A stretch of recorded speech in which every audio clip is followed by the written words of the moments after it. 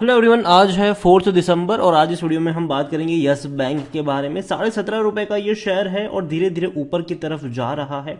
धीरे धीरे एक ब्रेकआउट की तरफ भी आगे बढ़ता हुआ नजर आ रहा है और वीडियो में हम कुछ बड़ी ब्रेकिंग न्यूज के बारे में भी हम यहाँ पर डिस्कस करेंगे। लेकिन उससे पहले अगर आपने अभी तक चैनल को सब्सक्राइब नहीं किया है तो प्लीज अभी इसे सब्सक्राइब कर लीजिए, क्योंकि आगे भी बहुत सारे वीडियोस हैं जो आपको काफी ज्यादा हेल्प करेंगे।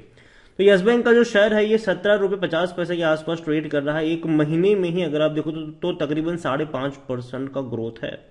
16.5 रुपए के ऊपर था शेयर, तेजी आई, थोड़ी सी गिरावट आई, दोबारा अच्छी खासी रफ्तार की तरफ भागा है, लेकिन एक साल में यहां पर 39% का ग्रोथ है।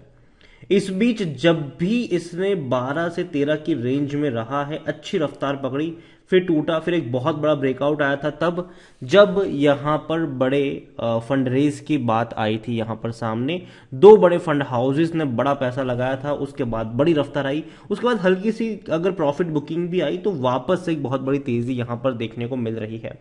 देखो, पहली बात तो ये कि यस बैंक बर्बाद होने वाला बैंक नहीं रहा है। अब यस बैंक बच चुका है। अब यस बैंक में धीरे धीरे ही सही लेकिन तेजी आपको नजर आ सकती है लॉन्ग टर्म के लिए भी। यस बैंक में पहली चीज तो यहां पर यह है कि आरबीआई ने भैया कंडीशनल अप्रूवल दिया है। जो दो बड़े फंड हाउस ने यहां पर पैसा लगाया था, तकरीबन 10% का स्टेक खरीदा था इन्होंने यहां पर यस बैंक में, और बोथ इक्विटी ने यहां पर तकरीबन 8,900 करोड़ रुपए इन्फ्यूज करने वाले हैं यहां पर। देखो तो अच्छी बात है ये, और हालांकि तेजी की वजह भी यही थी। उसके अलावा एक और खबर यहां पर यह भी थी कि यस बैंक अपने स्ट्रेसफुल असेट्स जो है, जो ऐसे लोन जो बांटे गए लेकिन रिकवर नहीं हो पा रहे हैं, उनको बेच भी रहा है। और यहां पर जो अप फ्रंट कैश यहां पर 8,300 करोड़ रुपए उनको मिल रहे हैं। हालांकि टोटल जो है वो तकरीबन 12,000 करोड़ के आसपास का है। अभी अपफ्रंट ये लोग 8,300 करोड़ देंगे, बाकी का जो है वो बाद में ये लोग पे करेंगे धीरे धीरे करके। तो एक अच्छी बात है कि जेसी फ्लावर और जो सरबरस कैपिटल है, और उन्होंने यस बैंक का तकरीबन 48,000 करोड़ रुपए का जो स्ट्रेसफुल लोन बुक है वो खरीद लिया है उनसे, और बदले में यस बैंक को वो लोग पे करेंगे तकरीबन 12,000 करोड़ रुपए। तो डील मेरे हिसाब से तो अच्छी ही है यहां पर, और धीरे धीरे ये और पैसा भी पे करते रहेंगे इनको। यहां पर एक चीज समझिए कि 48,000 करोड़ का ऐसा लोन जो यस बैंक ने बांटा रिकवर नहीं हो पा रहा है। तो यहां पर यस बैंक का क्या हो रहा था कि भैया यस बैंक का एनर्जी भी वेस्ट हो रहा था, पैसा रिकवर भी नहीं हो पा रहा था। मतलब जितना पैसा वो स्पेंड कर रहे थे उस पैसे को रिकवर करने के लिए वो उतना वर्थ नहीं था। तो जाहिर सी बात है हर बैंक ये करती जरूर है कि जो स्ट्रेसफुल लोन है उसको बेच देती है थर्ड पार्टी को, उससे पैसा मिल जाता है और जितना वो कलेक्ट कर पाए वो उनका रहता है, और अप फ्रंट इनको इतना पैसा मिल ही जाता है यहां से। तो एक अच्छा मूव मेरे हिसाब से जरूर है, लेकिन देखना होगा कि यस बैंक आने वाले दौर में खास करके अपने प्रॉफिट और जो क्वार्टरली रिजल्ट्स है वो कैसे दिखाता है।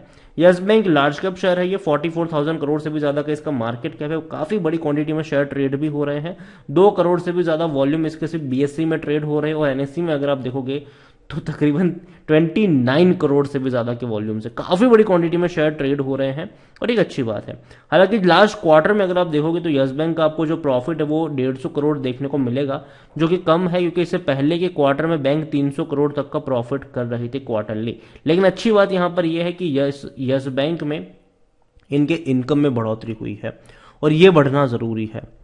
यहां पर इनकम का बढ़ना इसलिए जरूरी है, इनकम का बढ़ना मतलब धीरे धीरे यहां पर लोन बुक इनकी ग्रो हो रही है। इसके अलावा आप ये एज्यूम कर सकते हो कि लोग ज्यादा पैसा डिपॉजिट्स भी कर रहे हैं यहां पर, और ये सबसे ज्यादा जरूरी है कि लोगों का भरोसा बैंक पर दोबारा लौटे, क्योंकि यस बैंक क्राइसिस हम सबको पता है कि भैया किस हालत से गुजरा है ये बैंक, और काफी लोग डरते भी है ऐसे बैंक में अपना पैसा अपना अकाउंट खोलने से कि जहां पर ऐसी चीजें हो चुकी हो। तो धीरे धीरे एक भरोसा लौटना जरूरी है, और वो अब लौटता हुआ नजर भी आ रहा है। और जैसे कि मैंने पहले भी कहा कि अब बैंक डूबने वाला नहीं है, सरवाइव हो चुका है ये बैंक, और बैंक धीरे धीरे जो है वो रिटेल लोन बुक की तरफ आगे बढ़ रहा है। यस बैंक अब क्या कर रहा है कि जो बड़े बड़े उद्योगपतियों को लोन देने की बजाय अब वो छोटे रिटेलर्स हैं जिसके लोन डिफॉल्ट होने के चांसेस ना के बराबर होते हैं, उनको लोन ज्यादा देना प्रीफर कर रहा है, जो कि एक बहुत अच्छा मूव है। और धीरे धीरे अगर ऐसा करने में ये बैंक कामयाब होता है तो बहुत अच्छी बात है। इसके अलावा अगर आप देखोगे तो बड़े बड़े फंड हाउसेस में हर किसी ने खरीदारी करी है। यहां पर 11.37% की एफआईएस की होल्डिंग 12.15 पर आ चुकी है। 0.34% की म्यूचुअल फंड की होल्डिंग 0.36 पे आ चुकी है। इंश्योरेंस कंपनी ने बहुत बड़ी खरीदारी करी है और ये बहुत अच्छी बात है। यहाँ पर प्रमोटर हालांकि Rana Kapoor and family exit कर चुकी है यहां से। अब यहां पर जो सबसे बड़े शेयर होल्डर है वो है स्टेट बैंक ऑफ इंडिया, और उसी के अंडर में सब कुछ चल रहा है। अभी 30% की हिस्सेदारी इनके पास ही है। यस बैंक क्राइसिस जब आया था तब इन्होंने भी इस बैंक को बचाया था, और इनकी भी भैया मजबूरी थी तब इस बैंक को बचाना। लेकिन अच्छी बात यहां पर यह है कि उनको इस बचाने का फायदा भी अब मिल रहा है, क्योंकि यस बैंक ने 10 रुपए की कीमत पर, या sorry state bank of India ने 10 रुपए की कीमत पर इक्विटी खरीदी थी, और अब डेफिनेटली उनको अच्छा अपने मेहनत का फल मिल रहा है, ये आप कह सकते हो।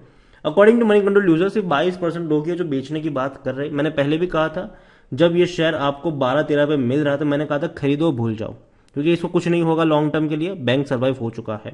जब तेजी भी आई थी मैंने कहा था कि हर बड़ी रफ्तार के बाद आपको ऐसे ग्राफ्स देखने को मिलेंगे थोड़े से प्रॉफिट बुकिंग के, लेकिन अगर टूटेगा खरीदारी के मौके बनेंगे।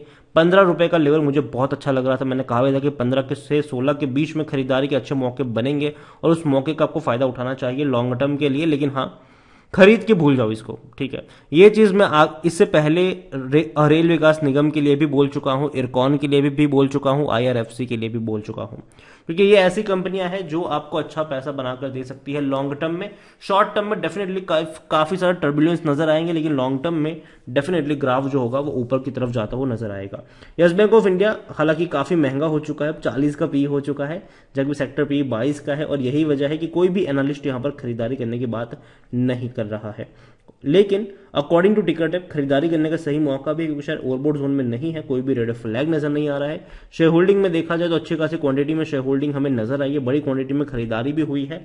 रिटेल वालों के पास अगर आप देखो तो 25.64% की होल्डिंग है, 12.15% एफआईएल्स के पास है, 43.81% इंश्योरेंस और अदर्स के पास है, जिसमें अदर्स की अगर हम बात करें तो वहां पर कई सारी जो बैंक्स होती है वो यहां पर होती है। यहां पर 0.36 एफआईएल्स के, सॉरी म्यूचुअल फंड्स के पास है यहां पर होल्डिंग में।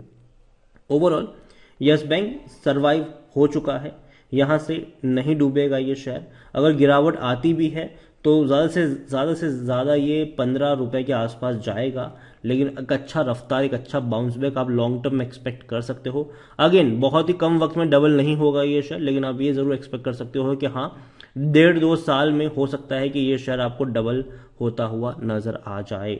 लेकिन उसके लिए यस बैंक को क्या करना होगा, हर क्वार्टर में अच्छा परफॉर्म दिखाना पड़ेगा, खास करके इनके क्वार्टरली रिजल्ट्स। यहां पर अगर आप रेवेन्यू की बात करो तो वो लगातार कम हो रहे थे।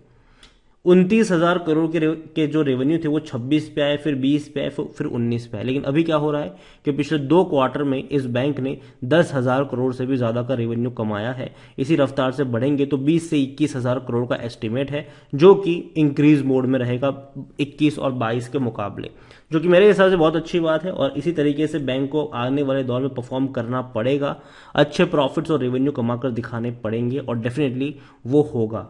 तो यही कहूंगा आपसे कि धीरे धीरे ही सही, लेकिन चीजें बेहतर होती नजर आएगी यस बैंक में। तो खरीदारी करी है, बने रहिए। फ्रेश बाइंग की जहां तक बात है, हर गिरावट में अगर आप चाहो तो धीरे धीरे ऐड कर सकते हो यहां पर, लेकिन थोड़ी थोड़ी क्वांटिटी ऐड करना, एवरेज करने के लिए भी थोड़े शेयर बचा के रखें, थोड़ा सा पैसा बचा के आप यहां पर रख सकते हो, ताकि जब भी गिरावट आए तो आप एवरेज कर पाओ। वीडियो को यहीं पे एंड करूंगा, पसंद आया हो तो लाइक करो, शेयर करो, चैनल अगर पहली बार आए तो प्लीज सब्सक्राइब करें। और यस बैंक के बारे में आप क्या सोचते हैं वो भी आप मुझे कमेंट में लिखकर बता सकते हैं। Thank you.